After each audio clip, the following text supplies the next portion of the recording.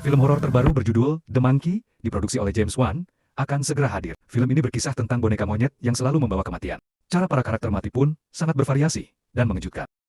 Mereka juga berusaha keras untuk menghindari kematian, tapi boneka monyet itu menghancurkan semua harapan, menekankan bahwa kematian itu tak terhindarkan dan bisa datang tiba-tiba. Ibarat pepatah, setan muncul saat desa damai. Begitu setan datang, semuanya berubah. Oke, tanpa basa-basi lagi, kita mulai filmnya. Di awal kejadian, Mark yang sedang berbicara soal tomat, seorang polisi, membawa boneka monyet. Pemilik toko barang antik belum sempat berkata apa-apa. Polisi langsung terpikat oleh boneka monyet itu. Mark memperingatkan, jangan tertipu olehnya.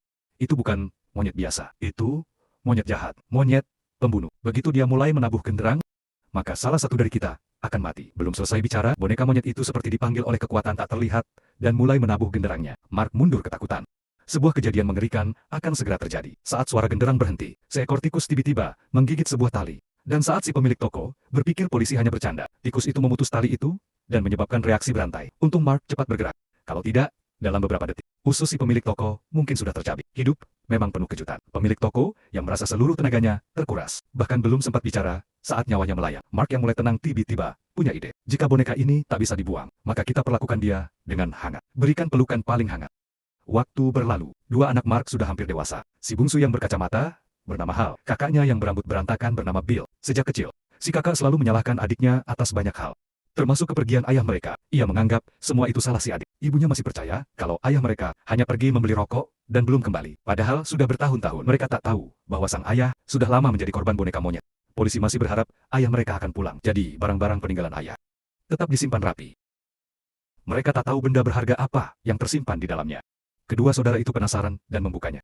Boneka monyet itu ada di dalam. Si adik ingin mencegah kakaknya memutar kuncinya. Tapi si kakak tak mau dengar. Ia langsung memutarnya 2 kali. Sambil berharap boneka itu bisa menghibur. Dan benar saja, boneka itu membuka mulut, mengangkat kepalanya, dan mulai memutar tulang-tulang mainannya 2 kali. Saat mereka mulai panik, bonekanya tak berubah. Tapi tiba-tiba si kakak melempar boneka itu ke adiknya. Keesokan harinya, saat mereka hendak pergi main, si adik membuka pintu mobil dan melihat boneka monyet di kursi. Ia mengira kakaknya sedang mengerjainya. Mereka pergi ke restoran makan malam dan melihat seorang koki sedang memasak dengan gaya khas. Bahkan, cara menumis pun tampak penuh cinta. Ibu mereka tertawa bahagia, tanpa tahu bahwa boneka itu kini pindah ke kursi depan. Hal mulai merasa ada yang tak beres. Monyet itu mulai menabuh genderang. Saat suara genderang berhenti, si koki mengayunkan pisau.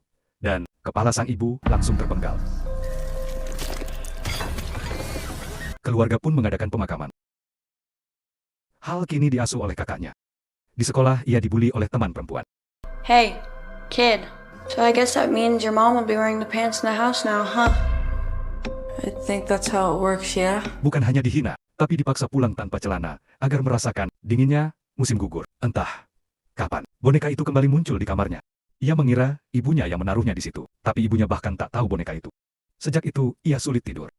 Mungkin boneka itu ada kaitannya dengan kematian ibunya. Apakah boneka itu punya kekuatan magis? Saat itulah kakaknya datang, mengganggu lagi. Ia menyuruh Hal memberikan nama pada monyet itu. Lalu monyet itu jadi miliknya. Mana mungkin Hal mau, tapi kalau tidak, malam itu ia akan dipukuli. Hal yang sedih pun terpaksa mengalah. Untung, ibunya sudah tiada. Kalau tidak, 2 anak itu pasti sudah dipukul habis. Di kelas, entah kapan monyet itu masuk ke bawah mejanya. Ketahuan oleh teman perempuan, lalu dilaporkan ke guru bahwa Hal mainan monyet di bawah meja. Karena suka monyet, teman-teman memberinya pisang.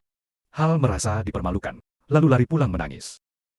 Ia bukan marah pada teman perempuan, tapi pada kakaknya yang ikut membuli. Ia bersumpah di hadapan boneka itu, ingin mengirim kakaknya ke neraka, lalu ia memutar kunci boneka itu. Dan kebetulan, si kakak baru pulang. Monyet mulai menabuh genderang lagi. Setiap kali genderang ditabuh, pasti ada yang mati. Tapi, siapa kali ini?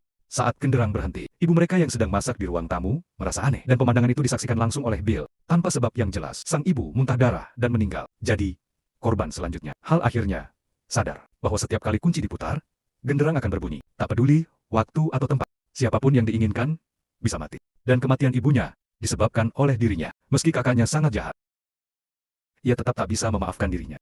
Untungnya mereka masih punya paman dan bibi yang peduli. Mereka dibawa pergi ke tempat baru. Harapannya mereka bisa melupakan segalanya. Tapi suatu malam, mereka melihat boneka monyet itu muncul lagi. Si kakak marah dan menuduh si adik membawanya. Tapi Hal bilang ia sudah menghancurkannya. Lalu kenapa muncul kembali dalam keadaan utuh? Hal bilang itu boneka jahat. Monyet pembunuh. Bill tak percaya. Kalau begitu, ayo kita putar lagi kuncinya. Dan lihat, siapa yang mati. Hal sudah tahu bahayanya dan melarang. Tapi kakaknya tak peduli. Dan benar saja, yang mati selanjutnya adalah paman mereka karena tertimpa kereta luncur saat tidur di tenda. Tapi Bill tidak terkejut. Malah senang karena sudah mendapat bukti bahwa boneka itu memang membunuh. Untuk menghentikan tragedi, mereka membuang boneka itu ke tempat terpencil. Mereka pikir masalah selesai. 25 tahun berlalu tanpa masalah. Tapi, tiba-tiba, bibi mereka mendengar suara genderang lagi. Sumbernya dari ruang bawah tanah. Ia mengambil pisau dan mengecek, tapi tidak menemukan apa-apa. Saat naik kembali, anak tangga tiba-tiba patah. Ia jatuh, dan mukanya tertusuk kail pancing. Dan belum cukup sampai situ. Ia mencium bau gas dari dapur. Saat mencoba mencium lebih dekat, tiba-tiba gas meledak dan membakarnya hidup-hidup.